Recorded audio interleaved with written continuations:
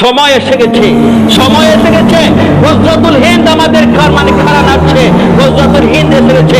আল্লাহর নবী সাল্লাল্লাহু আলাইহি ওয়াসাল্লাম বলেছেন যে আখিরি জামানার মধ্যে একটা যুদ্ধ হবে, যেই যুদ্ধ হবে ইন্ডিয়ার মধ্যে, সেই যুদ্ধের নাম হবে গজওয়াতুল হিন্দ। নবীজি বলেছেন এই যুদ্ধের যারা সৈন্যবাহিনী হবে তারা বদরের যুদ্ধের মতো মানে মর্যাদাবান হইয়া তারা জান্নাতের মধ্যে ঢুকে যাবে। সুবহানাল্লাহ। বদরের যুদ্ধ যে সমস্ত সাহাবায়ে কেরাম যুদ্ধ মানে করেছেন তারা জান্নাতওয়ালা হয়েছেন। নবীজি বলেন গজওয়াতুল হিন্দ, হিন্দের মধ্যে একটা যুদ্ধ হইব, ভারতের মধ্যে একটা যুদ্ধ হইব। একটা খুরাসান থেকে একটা কালো বাহিনী বাহির হবে। খুরাসান বর্তমান মানে আফগানিস্তানের নিকটবর্তী জায়গার নাম হচ্ছে খুরাসান। ওখান থেকে একটা বাহিনী বাহির হবে, তাদের নেতৃত্বে একটা যুদ্ধ হইব। নবীজি হাদিসের মধ্যে বলেছেন এই যুদ্ধটা হইব ইন্ডিয়ার সাথে যুদ্ধ হইব। কার সাথে? কথা বলে কার সাথে যুদ্ধ হইব? ইন্ডিয়ার সাথে যুদ্ধ হইব। ইন্ডিয়ার সাথে একটা যুদ্ধ হইব, খুরাসান থেকে বাইরে হইব।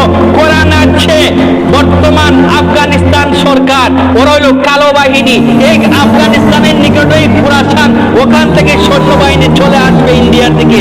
ওই সৈন্যবাহিনীর মধ্যে আল্লাহর নবী বলেছেন প্রত্যেক মুসলমান তোমরা শামিল হইও, শামিল হইলে তোমাদেরকে আল্লাহ পাক জান্নাত দান করবেন। সুবহানাল্লাহ।